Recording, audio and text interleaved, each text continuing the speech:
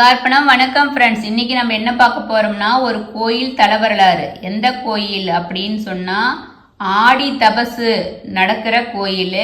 எந்த இடத்துல அது நடக்குது அப்படின்னா தமிழ்நாட்டில் திருநெல்வேலி மாவட்டத்தில் சங்கரன் கோவில்ல தான் ஆடி தபசு விழா நடக்குது.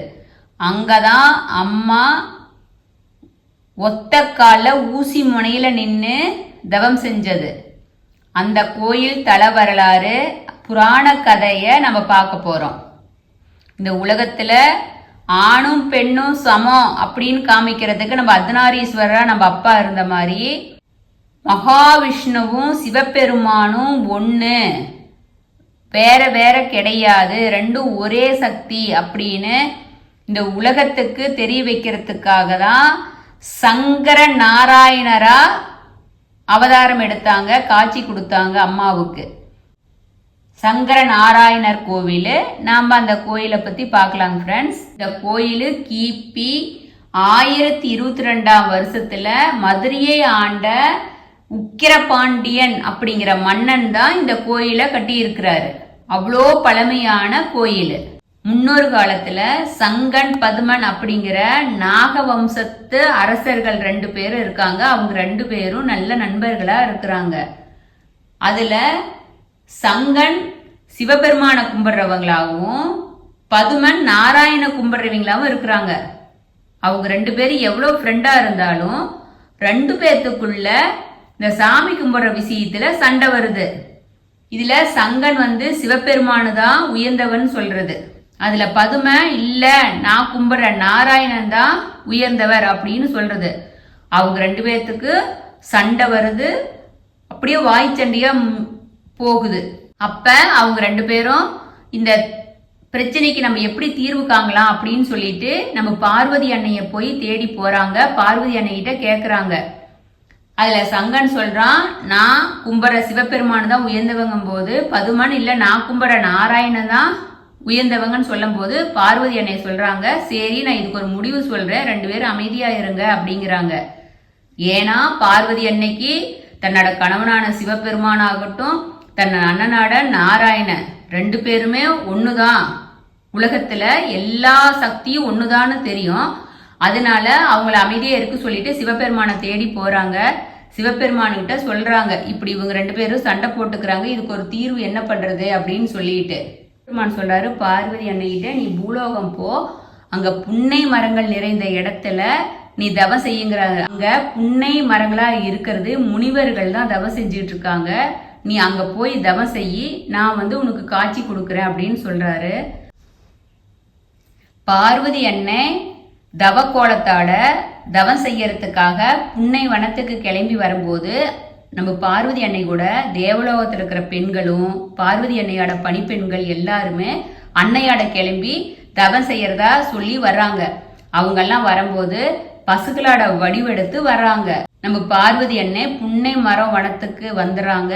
அங்க நம்ம பார்வதி அன்னை ஒத்த கால்ல ஊசி முனையில நின்று தவம் செய்யறாங்க. அன்னை கூட சேர்ந்து பசுக்களா வந்த எல்லா தேவலோக பெண்களும் அவங்களும் தவம் செய்யறாங்க. அதுல முனிவர்களுக்கெல்லாம் ஒரே சந்தோஷம். ஏன்னா நம்ம புன்னை மரங்களா இருந்து நம்ம சிவபெருமான தரிசனம் பண்ணணும், நம்ம தவம் செய்யறோம், பார்வதி அன்னையும் இங்கேயே தவம் செய்யறாங்க அப்படின்னு அவங்களுக்கெல்லாம் ஒரே சந்தோஷமாயிருது. அன்னையோட சேர்ந்து தேவர்களும் தவம் செய்யறாங்க. ஆடி பௌர்ணமி அன்னைக்கு அன்னையோட தவத்தை பார்த்து நம்ம சிவபெருமானு பாதி சங்கரராவும் பாதி நாராயணனாவும் இணைஞ்சு சங்கர நாராயணரா காட்சி கொடுக்குறாங்க. அந்த நாள் தான் ஆடி தபசு அப்படின்னு இன்னைக்கும் விழா கொண்டாடிட்டு இருக்கிறாங்க. கோவாகிய பசு கூட்டத்தாட மதி போன்ற அழகான முகத்தாட நம்ம அன்னை தவம் செஞ்சதுனாலதான் அன்னைக்கு கோமதி அப்படிங்கிற பேரு வந்துச்சு. அது இல்லாத நம்ம அன்னைக்கு ஆவுடை நாயகி அப்படின்னு பேரு இருக்குது.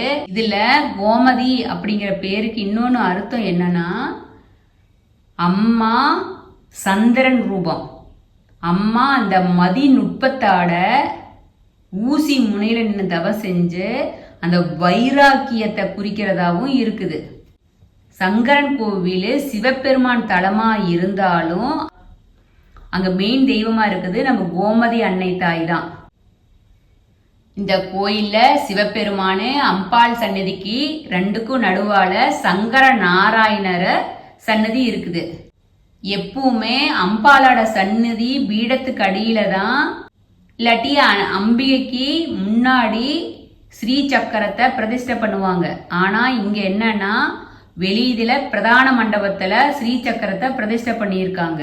மூலவர் சங்கரலிங்கமா இருக்கிறாரு. அம்மனு கோமதி அம்மன்கிற பேர்ல ஆசி வழங்குறாங்க. இந்த கோயிலோட தல விருச்சம் புன்னை மரமா இருக்கு. தீர்த்தம் நாகசுன தீர்த்தமா இருக்கு. ஊரு சங்கரன் கோவில்ல இருக்கு. மாவட்டம் திருநெல்வேலி மாவட்டத்துல இருக்கு. நம்ம சிவபெருமானு சங்கர நாராயணரா காட்சி தந்தார் இல்லையா. நம்ம தாயாரு பார்வதி சாமி இந்த கோயிலேயே சங்கர நாராயணரா இருந்து பக்தர்களுக்கு ஆசி வழங்கணும் மக்களுக்கு அப்படின்னு சொன்னதுனால சிவபெருமானு சங்கர நாராயணரா இருந்து அங்க ஆசி வழங்கிட்டு இருக்காங்க. நம்ம சிவபெருமான அம்பாள் சன்னதிக்கு நடுவில் சங்கர நாராயணர் இருக்கிறார் இல்லையா. அவர் எப்படி இருக்கிறார் அப்படின்னா, நம்ம சிவபெருமானுக்குரிய வலது பாகத்துல தலையில கங்கைய கொண்டு பிறை சந்திரனை சூட்டி அக்னி ஜடாமுடியாட காதில தாடங்கத்தாட கையில மழு மார்புல ருத்ராட்சத்தாட இடுப்புல புளித்தோல கட்டி இருக்கிறாரு. அவருக்கு திருவாசியில நாக வடிவுல இருக்கிற சங்க புடப்பிடிச்சுப்பட்டு இருக்கிறாப்புல. அதே திருமாலுக்குரிய இடது பக்கத்துல பெருமாளு நவமணி கிரீடம், காதில மாணிக்க குண்டலம், மார்புல துளசி மணி, அது இல்லாத நம்ம மார்புல மகாலட்சுமி மாலை, கையில சங்கு, இடுப்புல பீதாம்பரம், இதெல்லாம் நம்ம நாராயணன் சூட்டி இருக்கிறாரு. இவரு பக்கத்துல திருவாசியில நாக வடிவுல பதுமை கூட பிடிச்சுக்கிட்டு இருக்கான். இந்த கோயில்ல காலையில பூஜையில துளசி தீர்த்தம் பக்தர்களுக்கு கொடுப்பாங்க. மற்ற நேரத்துல விபூதிய பிரசாதமா கொடுக்கறாங்க. பூஜை நடக்கும்போது சிவபெருமானுக்குரிய வில்வமும் பெருமாளுக்குரிய துளசி மாலையையும் சாமிக்கு சூட்டுறாங்க. நம்ம சிவபெருமானு அபிஷேக பிரியரு, நம்ம மகாவிஷ்ணு அலங்கார பிரியரு. ஆனா நம்ம திருமாலுக்கு தகுந்த மாதிரி மூலவர் சங்கர நாராயணரு எப்போதுமே அலங்காரத்தாட தான் இருப்பாரு. இவருக்கு அபிஷேகமே கிடையாது. கோயில ஸ்படிகலிங்கமா காட்சி தர நம்ம சந்திர மௌலீஸ்வரருக்கு தான் அபிஷேகம் நடக்குது. சிவராத்திரி ஏகாதேசி நாள்ல உற்சவருக்கு அபிஷேகம் ஆராதனை நடக்கும். ஆடி தபசு விழா அன்னைக்கு மட்டும்தான் நம்ம அம்பாளுக்கு காட்சி தர்றதுக்காக இவர் வெளியில வருவாரு. இப்ப நம்ம வழிபடுற சங்கர நாராயணர் கோயில் எப்படி உருவாச்சு அப்படின்னா, மணிக்கிறவன் அப்படிங்கிற தேவரு பார்வதி சாமியோட சாபத்தினால பூலோகத்துல பறையனாகி புன்னைவனத்துல காவலரா இருக்கிறாப்புல. அவரை காப்பறையன் அப்படின்னும் காவற்பறையன் அப்படின்னும் அழைப்பாங்க. கரிவளம் வந்தநல்லூர் பால்வண்ண நாதருக்கு புன்னைவனத்துல ஒரு பூந்தோட்டம் இருக்குது. அந்த பூந்தோட்டத்துக்கும் இந்த காவற்பறையன் தான் காவலாளியா இருக்கிறாப்புல. தோட்டத்துல ஒரு சைடு ஒரு புத்து வளர்ந்துகிட்டே இருக்குது. ரொம்ப பெருசாயே வளர்ந்துகிட்டு போயிட்டு இருக்கு. அத பார்த்து காவற்பறையன் என்ன பண்றாப்புல, ஒரு மம்முட்டி எடுத்துட்டு வந்து அந்த புத்த வெட்டுறாப்புல. அப்படி வெட்டும் போது அதுல இருந்து பாம்பாட வால் பகுதி வெட்டிடுது. அது புத்துக்குள்ள ஒரு சிவலிங்கம் இருக்கிறத பாக்குறாப்புல. அதே சமயம் மதுரையாண்டி உக்கரப்பாண்டி என்ன பண்ணுவாரு, அடிக்கடி மதுரை மீனாட்சி அம்மனையும் சொக்க பெருமானையும் வழிபாடு செய்யறது அவர் வழக்கமா இருக்குது. அதே சமயத்துல பாண்டிய மன்னனோட யானை என்ன பண்ணுதோ அதோட கொம்பால நம்ம நிலத்தை குத்தி கிளறி புரடுது. அந்த பாண்டியனுக்கு என்ன செய்யறதுன்னு தெரியல. ஏன் இப்படி யானை இப்படி புரடுது அப்படின்னு பார்த்துக்கிட்டு இருக்கிறாரு திகஞ்சு போய். அந்த சமயத்துல இந்த காவற்பறையன் உக்கிரபாண்டியன் அங்க கோயிலுக்கு வந்திருக்கிறது தெரிஞ்சு அங்க ஓடுறாப்புல, ஓடி போய் அரசர்கிட்ட சொல்றாப்புல, இப்படி நானு மண்ணை புத்த வெட்டுனேன், அங்கிருந்து சிவலிங்கம் தெரியுது அப்படின்னு சொல்லிட்டு. அதை கேட்டு நம்ம உக்கிரபாண்டியன் இந்த யானை மண்ணை நோண்டுனதுக்கும் இதுக்கும் ஏதோ அர்த்தம் இருக்குது அப்படின்னு சொல்லிட்டு காவற்பறையாளரோட சேர்ந்து இங்க வந்து பாக்குறாங்க. அப்ப பார்க்கும்போது பாம்பு வெட்டுன வாழு பாதி இருக்கிறத பார்க்கும்போது அவர் என்ன பண்றதுன்னு தெரியாத திகைச்சு நிற்கும் போது அப்ப வானத்துல சங்கரரு அசரீரியா பாண்டியருக்கு ஆணை போடுறாரு, இங்க ஒரு கோயில் கட்டு அப்படின்னு சொல்லிட்டு. அதுக்கப்புறம்தான் உக்கிரபாண்டிய மண்ணை அந்த புன்னை வன மரங்களை அந்த காடுதா இருந்தத சமம் பண்ணி நாடாக்கி கோயில் கட்டி ஊரை உருவாக்குறாரு. உப்பவும் கோயில்ல கோபுரத்தை தாண்டி உள்ள வந்ததையும் காவற்பறையன் திருவுருத்தை இப்போதும் நம்ம பார்க்கலாம், வழிபாடு பண்ணலாம். அந்த காவற்பறையன் அவருக்கு ஊர்லயே தெற்கே ஒரு சின்ன கோயில் இருக்குது. அந்த கோயில் இருக்கிற தெருவுக்கு காவற்பறையன் தெருன்னு இதுவரைக்கும் இருந்துச்சு. காலங்கள் மாறும்போது இப்ப அந்த தெருவுக்கு முத்துராமலிங்க தெரு அப்படின்னு பேர் மாறிடுச்சு. ஆனா காவற்பறையன் கோயில்ல அதே தெருவில் தான் இன்னமும் இருக்குது. அந்த கோயிலுக்கு நித்திய பூஜை நடந்துகிட்டு இருக்கு. சித்திர திருவிழா ஆரம்பமாகறதுக்கு முன்னாடி காவற்பறையனுக்கு சிறப்பு வழிபாடு நடத்தின பிறகுதான் பெரிய கோயிலையே கொடியேற்றமே இன்றளவு நடந்துகிட்டு இருக்கு. இப்ப நீங்க கோயிலுக்கு போனீங்கன்னா சங்கரலிங்க பெருமாள் கோயிலுக்கு போகும்போது பலிபீடம், கொடிமரம் இதை தாண்டினதையும் தூணுல உக்கிரபாண்டியனையும் காவற்பறையனையும் நீங்க பார்க்கலாம் சிற்பமா. யானை தனத கொம்புனால குத்தி கிளைன அந்த இடத்துல உருவாக்கிய ஊரு பெருங்கோட்டூர் அப்படின்னு பேர் இருக்குது. கோடுனா கொம்புன்னு பேரு. இந்த கோயிலோட பூஜைக்கு உக்கிரபாண்டிய மன்ன நிறைய நிலங்களை எல்லாம் கொடுத்திருக்கிறாரு. இந்த அரசன் என்ன பண்ணிருக்கிறாரு, அவர் யானை மேல ஏறி போய் அவர் இறைவனை தரிசிக்கிறதுக்கு காரணமா இருந்த அந்த பெருங்கூட்டூருக்கு போய் யானை பிடிமன் எடுத்து தர சொல்லி இங்க கொண்டுகிட்டு வந்து திருவிழாவா நடத்தி இருக்கிறாரு. அந்த திருவிழா ராஜா ஆரம்பிச்சது இன்ன வரைக்கும் நடந்துகிட்டு இருக்கு. இதுல நம்ம கோமதி அம்மன் ஆலயம் இன்னொன்னு சிறப்பு என்னன்னா, இது மகா யோகினி சக்தி பீடமாவும் இருக்குது. தந்தையாவ தச்சன்னால அவமானமான நம்ம தாட்சாயினி அந்த யாகத்தை அழிச்சிடுறாங்க இல்லையா, அழிச்சிட்டு அந்த யாகத்திலேயே உளுந்து இறந்துடுறாங்க. சிவனால படைக்கப்பட்ட வீரபத்திரர் என்ன பண்றாரு, அந்த யாகத்தையே ஃபுல்லா அழிச்சிடுறாரு. நம்ம பார்வதி அன்னை இறந்த துக்கம் தாங்க முடியாத சிவபெருமானு ஊழி தாண்டவம் ஆடினார் இல்லையா, உலகமே அழிஞ்சிரும்னு பயந்து நம்ம மகாவிஷ்ணு சக்கராயுத்தால நம்ம தாட்சாயினி தாய 51 துண்டா வெட்டி வீசுறாரு. அதுக்கப்புறம் தான் நம்ம சிவபெருமானு சாந்தமானாரு. அப்படி நம்ம தாட்சாயினி தாயின் உடல் பகுதி விழுந்த 51 இடங்களை சக்தி பீடங்களை நம்ம வழிபாடு பண்ணிட்டு இருக்கிறோம். அப்படி அந்த உடல் பாகங்கள்ல இருந்து ரத்தம் சத பாகங்கள் எல்லாம் தெரிச்சு விழுந்திருக்கும் இல்லையா, அதுல ஒரு இடம் தான் நம்ம கோமதி அம்மன் ஆலயம். அது உபசக்தி பீடங்களா ஆச்சு. அந்த வகையில தான் நம்ம அம்பிகையோட நெற்றியோட உள்பகுதி, அதாவது நம்ம என்ன சொல்லுவோம் குண்டலினி சக்தி சொல்லுவோம் இல்லையா, குண்டலினி சக்தி எழும்புறது மாதிரி பாம்பு போல படவிடித்து ஆடும் அந்த இடம் உளுந்த இடம் தான் அந்த சகசிரநாமம் அப்படிங்கறது உளுந்த இடம் தான் சங்கரன் கோவில் அமைஞ்சிருக்கிற ஸ்ரீ கோமதி அம்மன் சன்னதியா இருக்கு. இது அவ்வளோ சிறப்பு மிக்க சக்தி பீடமாவும் இருக்கு. ஏன்னா சகசிரநாமம் தான் நம்ம உடம்புல முக்கியம். சிவனும் விஷ்ணு ஒண்ணு அப்படின்னு எடுத்துக்காட்டா நம்ம சங்கரநாராயண் காட்சி தந்த நாள் தான் ஆடி பௌர்ணமி உத்திராட நட்சத்திரம். அது உணர்த்து விதமா தான் ஆடி தமசு பிரம்மோற்சவம் ஆடி மாதத்துல இப்ப நடந்துகிட்டு இருக்கு. இந்த விழாவுல அன்னை கோமதிக்கு தங்க கொடிமரத்துல கொடியேற்றப்பட்டு 10 நாள் விழாவா அன்னை காலையிலும் மாலையிலும் இரவிலும் வீதி உலா வர்றாங்க. 11வது நாள் நம்ம சிவபெருமானு பார்வதி அன்னைக்கு சங்கரநாராயணர் கோலத்துல காட்சி கொடுக்கிறாரு. இது நம்ம அன்னையோட சகசரநாமம் விழுந்த ஸ்தலமாவும் இருக்கிறதுனால இங்க மகா யோகினியாக தபஸ்வரூபிணியா காட்சி தர்றாங்க நம்ம அன்னை.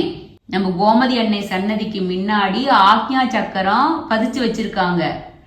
நாம இந்த சக்கரத்து மேல உட்கார்ந்து தியானம் பண்ணனா அன்னைகிட்ட நீங்க என்ன வேண்டும் வரம் வேணும்னு கேட்டு வேண்டுதல் வைக்கிறீங்களோ அது அப்படியே நடக்கிறதா பக்தர்கள் நம்புறாங்க. அது இல்லாத அந்த ஆக்ஞா சக்கரத்துல மேல மனநிலை சரியில்லாதவங்க, பேயி பிசாசு இல்ல ஒரு மந்திரம் வச்சவங்க, தூர் சக்தியால பாதிக்கப்பட்டவங்க அந்த ஆக்ஞா சக்கரத்து மேல உட்கார்ந்து அன்னைய வழிபட்டாங்கன்னா அவளை பிடிச்சிருக்கிற எல்லா தோஷங்களும் தூர விலகுது. மனநிலை சரியில்லாதவங்களுக்கும் மனநிலை சரியாகுது அப்படிங்கிறது இன்ன வரைக்கும் ஐதீகமா இருக்கு. இந்த கோயில்ல புற்று மண்ணு பிரசாதமா தான் கொடுக்கறாங்க. அந்த புற்று மண்ணை கொஞ்சம் தண்ணியில கலந்து சாப்பிட்டா வயிற்று வலி, உடல் உபாதைகள் எல்லாம் தீருது அப்படிங்கிறது பக்தர்களின் நம்பிக்கையா இருக்கு. இந்த கோயில்ல 18 சித்தர்களின் ஒருவரான நம்ம பாம்பாட்டி சித்தர் இந்த கோயிலை வழிபாடு பண்ணி அன்னையோட புகழ உலகுக்கு காமிச்சாரு. அவரோட சமாதியும் பக்கத்துலதான் இருக்குது. பாம்பாட்டி சித்தரோட சமாதி இங்கதான் இருக்கு. பாம்பாட்டி சித்தரு நம்ம கோமதி அம்மனை வாழை குமாரியாகவும் குண்டலினி சக்தியாகவும் பாம்பு வடிவமாகவும் அவரு வழிபட்டாரு. அதனால காளகஸ்திரிக்கு அடுத்தபடியா நமக்கு கால சர்ப தோஷமோ நாகதோஷம் எது இருந்தாலும் ராகுகேது தோஷம் இருந்தாலும் இந்த கோயில வந்து வழிபாடு பண்ணினீங்கன்னா எல்லாரும் தோஷ நிவர்த்தி ஆகும் அப்படிங்கிறதும் ஐதீகமா இருக்குது. செவ்வாய் தோஷமா இருக்கட்டும், திருமண தடை எல்லாமும் இந்த கோயில வந்து வழிபாடு பண்ணனா அகலும் அப்படிங்கிறது சங்கரன் கோயிலோட சிறப்பு. இந்த கோவில்ல 6 கால பூஜை நடக்குது. நம்ம சுவாமிக்கு சிவபெருமானுக்கு மூலவருக்கு நடக்கிற அத்தனை பூஜையும் உபாசரணைகளும் நம்ம அம்பிகை தாய்க்கும் அதே மாதிரி நடக்குது. தங்க ஊஞ்சல் உள்ள பள்ளி அறை இருக்குது. இந்த பள்ளி எழுச்சி பூஜை முடிஞ்ச பிறகு பெரிய தீபாதனையில அம்பிகைக்கு தான் முதல்ல காமிப்பாங்க. ஒவ்வொரு தமிழ் மாசத்து பிறப்பன்னைக்கும் கோமதி அன்னைக்கு தங்க ரத உலா நடக்குது. இந்த ரதத்துல தேர் திருவிழால அம்பிகை தான் தேர்ல ஏறி வர்றாங்க. திங்கக்கிழமை நம்ம பார்வதி அன்னை மலர்பாவாடை அணிஞ்சிருப்பாங்க. செவ்வாய்க்கிழமை வெள்ளி பாவாடையும் வெள்ளிக்கிழமை தங்கப்பாவாடையும் நம்ம அம்பிகைக்கு சாத்துறாங்க. ஒவ்வொரு பௌர்ணமி அன்னைக்கும் நம்ம பார்வதி அன்னைக்கு நவவர்ணா பூஜை நடக்குது. இந்த கோயில்ல டெய்லி லலிதா சகஸ்ரநாம பூஜையும் நடக்குது. சிறப்பு நாட்கள்ல அம்மனுக்கு சந்தன காப்பு நடக்குது. நம்ம கோமதி அம்மனுக்கு தினமும் காலையில உச்சி வேலையில சாயங்கால பூஜையில இரவு பள்ளியறை பூஜைக்கு முன்னாடி இப்படி 4 வேளையும் அபிஷேகம் நடக்குது. இந்த கோயில்ல பக்தர்கள் தங்கம் வெள்ளி எல்லாம் காணிக்கை செலுத்துறாங்க. இல்ல உங்க வீட்லயோ தோட்டத்திலேயோ பாம்பு பூச்சி பல்லி தேளு இது மாதிரி எந்த ஒரு பயம் இருந்தாலும் அதே மாதிரி உருவம் பண்ணி கொண்டு வந்து கோயில்ல காணிக்கைய போட்டாங்கன்னா அவங்க அந்த பயத்திலிருந்து விடுபடுவாங்க. அவங்க மறுபடியும் அதனால நாகத்தினாலேயோ பல்லினாலேயோ தேளுனாலேயோ அவங்களுக்கு ப்ராப்ளம் வராது அப்படிங்கிறது பக்தர்களோட நம்பிக்கையா இருக்கு. இது அந்த கோயிலோட சிறப்பாகவும் இருக்கு. வருஷம் செப்டம்பர் மாசம் மார்ச் மாசம் 2 மாசத்துலயும் 21ஆம் தேதி 22 23 தேதியில சூரிய பகவானு நாம போய் கோபுரத்து வழியா தரிசனம் பண்ண போறோம் இல்லையா, அந்த வாசல் வழியா நீல வாக்குல நேரா சென்று லிங்கத்தின வலதுபுறமா விழுந்து அப்படியே கொஞ்சம் கொஞ்சமா நகர்ந்து சிவலிங்கத்தோட நம்ம சிவபெருமான திருமேனி முழுவதும் சூரிய கதிர்களோட தரிசனம் பண்றாரு. ஒவ்வொரு சமயம் 4 நாட்கள் கூட தொடர்ச்சியா சூரிய பகவான சிவன் பெருமான வந்து தரிசனம் பண்றாரு.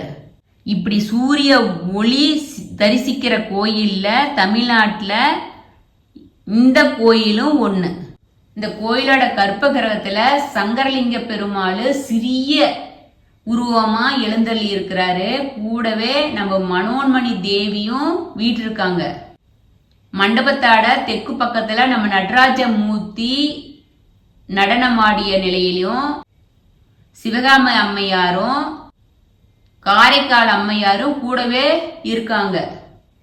இந்த ஆனந்த தாண்டவத்தை கண்டு கழிக்கிறாங்க. இந்த கோயில்ல அம்மனுக்கு மாவிளக்கு சிறப்பு வழிபாடா இருக்கு. இந்த தேர் திருவிழாவப்ப மக்கள் மாவிளக்கு ஏந்தி வந்து அம்மாவை வழிபாடு பண்றாங்க. அது இல்லாத ஆடு, கோழி, உப்பு, மிளகு, காய்கறி, பல வகை தானியங்கள் இது மாதிரி எல்லாமே அம்மாவுக்கு காணிக்கையா பக்தர்கள் சுற்று வட்டாரத்தில் இருக்கிற கிராமத்தில் இருக்கிற மக்கள் எல்லாம் வந்து செலுத்துறாங்க. பார்வதி அன்னைக்கு நைட்டு அர்த்தஜாம பூஜை நடக்கும் இல்லையா? அந்த அர்த்தஜாம பூஜையில பால் நிவேதனமா சாமிக்கு படைப்பாங்க. அதுக்கப்புறம் பக்தர்களுக்கு கொடுப்பாங்க. அந்த பாலை வாங்கி குழந்தை பேரு இல்லாதவங்க குடிச்சாங்கன்னா நம்ம பார்வதி அன்னையும் சிவபெருமானோட அருள் கிடைச்சு அவங்களுக்கு குழந்தை பாக்கியம் கிடைக்கும் அப்படிங்கிறதும் ஐதீகமா இருக்குது. அந்த புற்றுமண்ணு சகல நோயும் தீக்க மருந்தாவும் இருக்கு. இந்த கோயில்ல தல விநாயகரா அனுக்ஞ விநாயகர் இருக்கிறாரு. இந்த கோயிலோட நுழைவாயில அதிகார நந்தி தன்னோட மனைவியோட பக்தர்களுக்கு காட்சி தர்றாங்க. சிவபெருமானுக்கு எதிரே நந்தி ருத்ராட்ச பந்தல்ல கீழே இருக்கிறாரு. எப்பவுமே சிவபெருமான் கோயில்ல ஐப்பசி பௌர்ணமி தான் அன்னாபிஷேகம் நடக்கும். அது நமக்கு எல்லாத்துக்கும் தெரியும். ஆனா இந்த கோயில்ல சித்திரையில ஐப்பசி மாத பிறப்பன்னைக்கு அன்னாபிஷேகம் செய்யறாங்க. புதிய வருடத்துல உணவுக்கு பஞ்சமில்லாத நிலை இருக்கணும் அப்படிங்கறதுக்காக தான் இந்த சித்திரையிலையும் ஐப்பசி புண்ணிய கால துவக்கத்திலையும் அன்னாபிஷேகம் சிவபெருமானுக்கு செய்யறாங்க. பெருமாள் கோயில் எல்லாம் வைகுண்ட ஏகாதசி நடக்கும் இல்லையா? அதே போலதான் இங்க சங்கரநாராயணர் கோயிலையும் வடக்கு பிராகத்துல சொர்க்கவாசல் இருக்குது. அன்னைக்கு மகாவிஷ்ணு பல்லாக்குல ஆனந்த சயனத்துல எழுந்தள்ளி ரதவீதி சுற்றி வருவாரு. அன்னைக்கு சொர்க்கவாசல் திறக்கும். இந்த கோயில தான் சிவனுக்கானதும் அம்பாளுக்கானதும் நாராயணுக்கான எல்லா விழாவும் நடக்குது. ஆடி தபசுல விசேஷனா, தபசுனா தவன் அர்த்தம், காட்சினா அம்பாளுக்கு சிவபெருமானு சங்கர நாராயணா காட்சி தந்ததுதான். பொதுவா எல்லா கோயிலையுமே சிவபெருமான் கோயிலா இருந்தா லிங்கோத்பவரா காட்சி கொடுப்பாங்க. மகாவிஷ்ணு கோயிலா இருந்தா விஷ்ணு காட்சி கொடுப்பாரு இல்லையா? ஆனா இந்த கோயில்ல யோக நரசிம்மர் கருவறைக்கு பின்னாடி இருந்து காட்சி கொடுக்கிறாரு. நாம் இந்த கோயில போய் வழிபாடு பண்ணோம்னா ஒற்றுமையான குணம் நமக்கு அதிகரிக்கும். நான் பெரியவங்கிற எண்ணம் யாருக்கு வராதுங்கிறதா இது அதிகமா இருக்கு. மற்ற கோயில் எல்லாம் வடக்கு நோக்கி துர்க்கை தாயி காட்சி கொடுப்பாங்க. இந்த கோயில்ல தெற்கு திசையை நோக்கி துர்க்கை அம்மன் இருக்கிறாங்க. இந்த கோயில இன்னொன்னு சிறப்புனா விடுதலைக்காக போராடிய பூலி தேவருக்கும் தனி அறை இருக்குது. அந்த அறையில அவரோட திருவுருவ படத்தை வச்சிருக்கிறாங்க. இந்த கோயில நம்ம முருகப்பெருமானும் இருக்கிறாரு. ஐப்பசி மாதம் சுப்பிரமணியருக்கு கந்தசஷ்டி திருவிழா இங்க சிறப்பா நடக்கும். இந்த ஆறுமுக பெருமானுக்கு நடக்கிற ஆறுமுக அர்ச்சனையும் ஆறுமுக தீபாரதனையும் ரொம்ப பிரசித்தி பெற்றதா இருக்குது. சூர சம்ஹாரண வதம் செய்யறதுக்கு ஒவ்வொரு கோயில்ல முருகப்பெருமானு ஒரு முகம் கொண்டவராதான் போவாங்க. ஆனா இந்த கோயில்ல 6 முகம் கொண்டவரா போய் சம்ஹாரத்தப்ப சூரனை சம்ஹாரம் செய்யறாரு. அதுக்கப்புறம் அடுத்த நாள் முருகப்பெருமானும் தெய்வானைய திருமணம் செஞ்சுக்கிறாரு. அந்த விழா இங்க சிறப்பா நடக்குது. கோயிலோட கிழக்கு வாசல்ல 125 அடி உயரமுள்ள 9 நிலை கொண்ட ராஜகோபுரம் கம்பீரமா இருக்கு. இந்த கோபுரம் சங்கர்லிங்க பெருமாளோட கர்ப்பகிரகத்துக்கு நேரா தலவாசல்ல அமைஞ்சிருக்கு. இந்த கோயில்ல காலையில 5 மணிக்கு நட திறந்துடுறாங்க. 12:30 மணிக்கும் நம்ம தெய்வத்தை தரிசனம் பண்ணலாம். அதுக்கப்புறம் சாயந்தரம் 4 மணிக்கு மறுபடியும் நட ஓபன் பண்ணி இரவு 9 மணி வரைக்கும் பள்ளியறை பூஜை முடிஞ்ச பிறகு கோயில நட சாத்துறாங்க. இந்த கோயில்ல புரட்டாசி நவராத்திரி 9 நாள் விழாவா நடக்குது. ஐப்பசி திருக்கல்யாண திருவிழா 12 நாள் விழாவா நடக்குது. மார்கழியில திருவெண்பாய் திருவிழா 10 நாள் நடக்குது. சித்திரை பிரம்மோற்சவ விழா 10 நாள் நடக்குது. ஐப்பசியில சஷ்டி 7 நாட்கள் முருகருக்கு விழா நடக்குது. தை தெப்ப திருவிழா 3 நாள். தை மாதத்துல வெள்ளிக்கிழமை தெப்ப திருவிழா நடக்குது.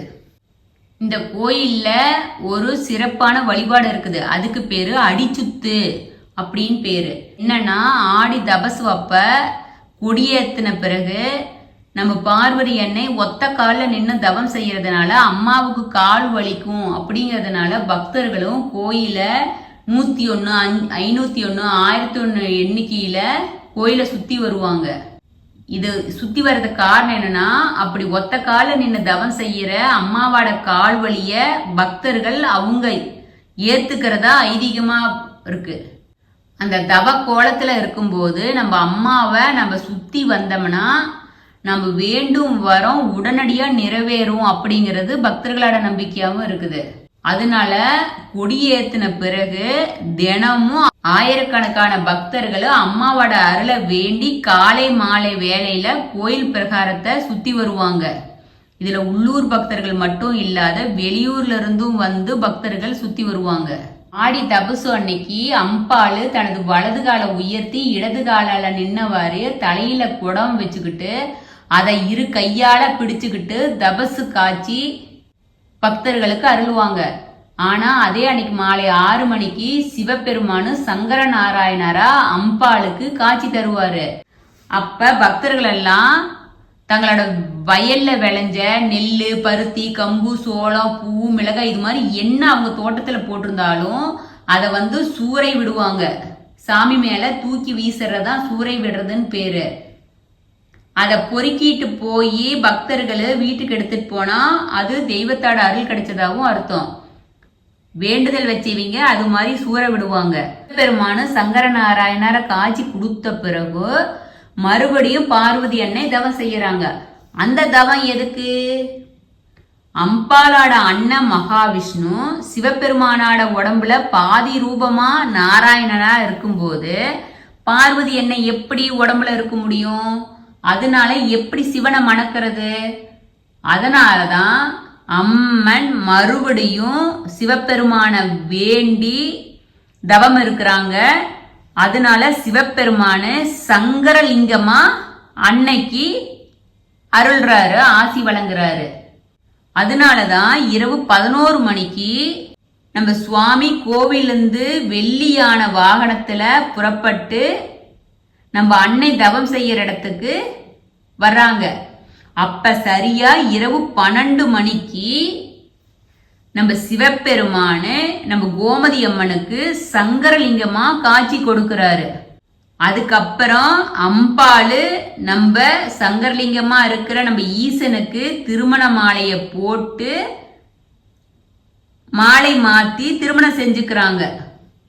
அதுக்கப்புறம் சுவாமிக்கும் அம்பாளுக்கும் ஊஞ்சல் சேவை நடக்கும். இத பாக்குறீங்க, எவ்வளவு புண்ணியம் பண்ணதா இருக்கணும். அப்படியே மனசு உடம்பே இது சொல்லும் போதே நமக்கு சிலிர்க்குதே. அதை கண்டு தரிசிக்கிறவங்க எவ்வளவு புண்ணியம் பண்ணுவீங்களா இருப்பாங்க. ஒவ்வொரு கோயிலையும் நம்ம தெய்வத்தை எப்படி தரிசனம் பண்ணணும் அப்படின்னு ஒரு முறை இருக்குது. உதாரணமா நம்ம தில்லை நடராஜ பெருமானை பார்க்க போனோம்னா காளிகாம்பாள் தாயை தரிசனம் பண்ண பிறகுதான் நம்ம நடராஜரை தரிசிக்கணும்னு ஒரு ஐதீகம். அதே காசி யாத்திரை போனோம்னா என்ன பண்ணும்? ஃபர்ஸ்ட் ராமேஸ்வரத்துல போய் மண் எடுத்துக்கிட்டு வந்து காசியில விட்டுட்டு கங்கா ஜலத்தை எடுத்துக்கிட்டு வந்து ராமேஸ்வரத்துல அந்த தீர்த்தத்தை சுவாமிக்கு அபிஷேகம் பண்ணோம்னா தான் அந்த காசி யாத்திரை நிறைவாகும். இது எல்லாத்துக்கும் தெரிஞ்சிருக்கும்னு நினைக்கிறேன். அது மாதிரிதான் நம்ம கோமதியை தாயை தரிசனம் பண்ணணும்னா அதுக்கு ஒரு சம்பிரதாயம் இருக்குது. அது என்னன்னா, முதல்ல மதுரை மீனாட்சி தாயை போய் தரிசிக்கணும். அங்க போய் நானு இப்படி கோமதி அம்மனை தரிசிக்கணும், ஆசீர்வாதம் பண்ணுங்கன்னு சொல்லும் போது அம்மா நமக்கு ஓகேன்னு ஆசி கொடுப்பாங்க. அதுக்கப்புறம்தான் நாம கோமதி அன்னைய வந்து தரிசனம் பண்ணணும். அதுக்கப்புறம் கோமதி அன்னையை தரிசனம் பண்ணிட்டு மதுரை மீனாட்சி கிட்ட போய் நம்ம நன்றி சொல்லணும், அன்னைய நான் தரிசனம் பண்ணிட்டேன் அப்படின்னு. அதுக்கப்புறம் தான் நம்ம வீட்டுக்கு போகணும். ஏன்னா கோமதி மகா திரிபுர சுந்தரியா, ராஜ ராஜேஸ்வரியா, அன்னை ஆவுடை நாச்சியாரா பாண்டிய நாட்டை ஆட்சி செஞ்சுக்கிட்டு இருக்காங்க. மந்திரியா இருக்கிறவங்க தான் மீனாட்சி. ராஜ மாதாங்கியா இருக்கிற சியாமலா மீனாட்சிய தரிசித்து, அம்மா நான் உன்னோட ராணியான கோமதி தாய பார்க்கணும், எனக்கு அனுமதி கொடுன்னு நாம போய் மந்திரி கிட்ட கேட்டுட்டு மந்திரியோட அனுமதி பெற்றுதான் நம்ம கோமதி தாய தரிசனம் பண்ணணும். அதுக்கப்புறம் உன்னோட அனுமதியால நான் கோமதி தாயை தரிசனம் பண்ணிட்டேன், நன்றின்னு நம்ம போய் சொல்லணும். எல்லாரும் என்ன சொல்றாங்கன்னா, கோமதி அன்னை தான் அக்கா, மீனாட்சி தங்கை, அதனால தங்கைய பார்த்துட்டு அதுக்கப்புறம் தங்கைகிட்ட பர்மிஷன் வாங்கிட்டு தான் அக்காவை பார்க்கணுங்கிற வழக்கம் அப்படிங்கிறது ஒரு ஐதீகமா இருக்கு. இந்த கோயில் தென்பாண்டி நாட்டுல இருக்கிற பஞ்சபூத தலங்கள்ல மண் தலம் பிருத்திவியா இருக்கு. இந்த கோவிலுக்கு போறதுக்கு திருநெல்வேலியில புது பஸ் நிலையத்திலிருந்து 10 நிமிடத்துக்கு ஒருக்கா ஒரு பஸ் இருக்குது. அது இல்லாத நெல்லையிலிருந்து 52 கிலோமீட்டர் தூரத்துல இந்த கோயில் இருக்கு. கோவில்பட்டியிலிருந்து கழுகுமலை போற வழியாகவும் சங்கரன் கோவிலுக்கு நம்ம போலாம். அது இல்லாத ராஜபாளையம் தென்காசியிலிருந்து சங்கரன் கோவிலுக்கு பாதை இருக்குது. ஆடி தபசு டைம்ல அம்பிகைய வழிபாடு பண்ணி, அம்பிகை நம்ம அப்பா சிவனை தவம் செஞ்சு கல்யாணம் பண்ணிக்கிறாங்க இல்லையா, நைட்டு 12 மணிக்கு. அந்த காட்சிய பார்த்து தரிசனம் பண்றவங்களுக்கு திருமணம் தள்ளி போனா திருமணம் கைகூடும், நல்ல வரன் அமையும் அப்படிங்கிறது தொன்று தொட்டு வரும் ஐதீகமா பக்தர்களின் நம்பிக்கையாகவும் இருக்கு. மங்களகரமான வாழ்க்கை அமையும், நம்ம வேண்டும் வரம் அமையணும். உங்க குடும்பத்துல ஏதாச்சும் பில்லி சூனியம் மனநலம் பாதிச்சா, இது மாதிரி எந்த ப்ராப்ளம் இருந்தாலும் சரி, உங்களால முடியிருவீங்க. திருநெல்வேலி போய் சங்கர நாராயணரை, சங்கரலிங்க தெய்வத்தை, கோமதி அம்மனை எல்லாரும் ஒரே இடத்துல குடிகொண்டிருக்காங்க. அந்த சங்கரநாராயணர் கோயிலை தரிசனம் பண்ணி எல்லாரும் வேண்டும் வரத்தை பெற்று நலமும் வளமும் பெறணும்னு நம்ம கோமதி அம்மன் பாதத்துல சங்கர நாராயணர் திருக்கோயில் தல வரலாற ஒப்படைக்கிறோம். சிவார்ப்பணம். வணக்கம் ஃப்ரெண்ட்ஸ்.